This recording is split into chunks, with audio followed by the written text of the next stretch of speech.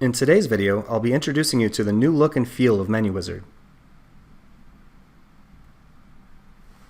When you log into MenuWizard, you'll still land on the master product list, which is a list of all of the items you have available to use in your recipes and inventory. You'll see the familiar import bar across the top of the screen. Clicking yes on this bar will bring over purchase history from the last 30 days from Shamrock Foods, as well as any order guides you have selected to import. Once you click yes on this blue bar, it goes away. If you make some changes and need to import that information again, this import button at the top of the MPL will do the same thing. There are some item-specific buttons that we have available now. For example, if I was going to select this bacon, you'll notice that several other buttons appear at the top here. The usage button will tell you where in your recipes and where in your inventory locations that particular bacon item is listed. For example, this bacon is used in a bacon cheeseburger, in a barbecue bacon cheeseburger. It's also in the freezer. You can get that same information for multiple items by selecting more than one. If you have an item selected and you'd like to remove it, clicking delete will take it out of your MPL. Note that you will have to click the save button on the far right side of the screen in order for that to stick. In order to do that, you'd select the bacon that you want to replace and then click the replace button that shows up. This will give you a list of items that are available for you to replace the bacon with. In this case, I just started buying this new bacon. What this will do is update that across all of my recipes. Then, if I wanted to delete the bacon I'm no longer using, I could leave it checked and click the delete button. One note on that is that if you've purchased this bacon in the last 30 days, every time you import it's going to show up in your master product list until that 30 days has lapsed. You may notice that some items are listed in blue. That means that they're new to your master product list and may need your attention. If it's an item that you know is set up correctly and you don't necessarily want to see it blue again, that's where the process button comes in handy.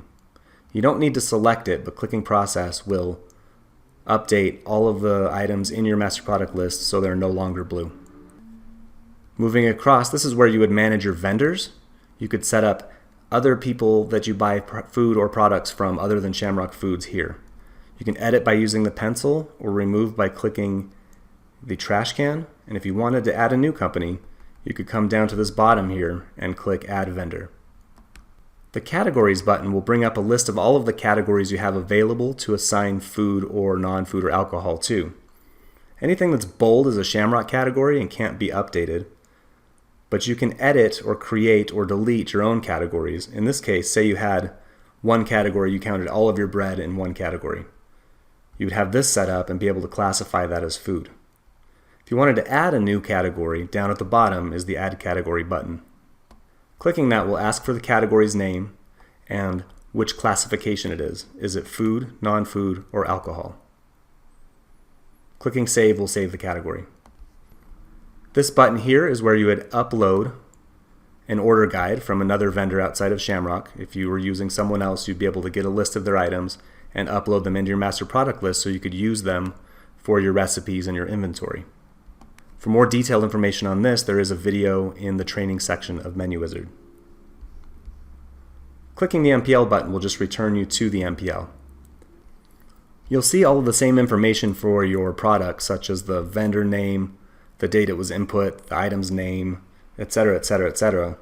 But if you need to update either the inventory units or the recipe units, you'll need to click on the name of the item you want to impact. So in this case, I want to open the bacon again, and it'll have a tab called Product Info.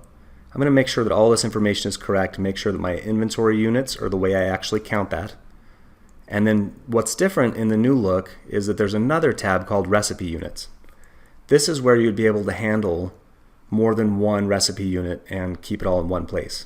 If you wanted to add a new recipe unit, clicking the Add Recipe Unit button would allow you to create a new one. The default column will let you know which one is the standard one or the one you want to see in your master product list view. To leave the page, click Save. Before you leave the master product list, it's always a good idea to click the Save button.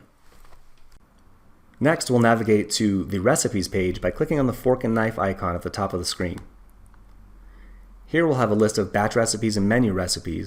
For more information on how to build and manage recipes, please see the recipe videos which are located on the training page in MenuWizard. A couple of things that you'll notice is when we expand each category, there's still a list of all of the things that we build and sell in our establishment. In order to change it, now you would click this little pencil in Batch Recipes, and that would give you the opportunity to rename an item or a category. In Menu Recipes, if you click the little pencil, you'll be able to change not only the name, also your food cost threshold and which classification that category belongs to. Each one of these sections is expandable to show the items within. In order to add new recipes, we've moved the icons to this side. The plus sign will allow you to add a new recipe to a particular category, and the trash can will allow you to delete that particular recipe from that category. And at the very top of each category, you'll see this little reporting icon. This is how you would print out your recipe cards and cost reports. If I open a recipe, you'll see that we have a plus and minus icon on the right-hand side above the list. Clicking the plus sign will allow you to add ingredients to the recipe, while clicking the minus sign will allow you to remove the selected items from that recipe. We also have this section here where you would be able to mark a recipe as a draft. If I put a check into it, then you'll see right here where it says avocado aioli, it now says draft in parentheses to the right of it. That way I know that it still needs attention from me. Unchecking the box will remove the word draft. Make sure to save and close any changes before you leave this page. Next, we'll go to the inventory page by clicking the magnifying glass icon at the top of the screen. In this version of MenuWizard, inventory works much the same way as it did in the previous. A few things to notice is that if you wanted to change the name of a location group, you could do that by clicking this pencil, and that would allow you to change the name. You would still click the name of each group to expand what's in that particular group, and then each area within that particular group, you can expand to see what's in that area. In order to manage or create new inventories, you can click this inventory icon at the top. And if you wanted to rerun your inventory report, you just select what type of report you'd want, and then click the little printer next to the report you'd like to run. If you wanted to create a new inventory, you could just click this new inventory button here. If you like to print out sheets in order to take your inventory, clicking this button will allow you to print out a sheet to put into a clipboard so you can walk around and take your inventory.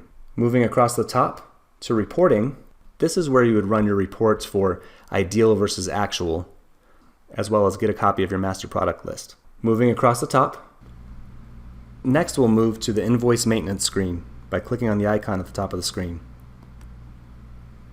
This is going to populate a list of all the invoices you've received from Shamrock Foods or manually input from this date to this date.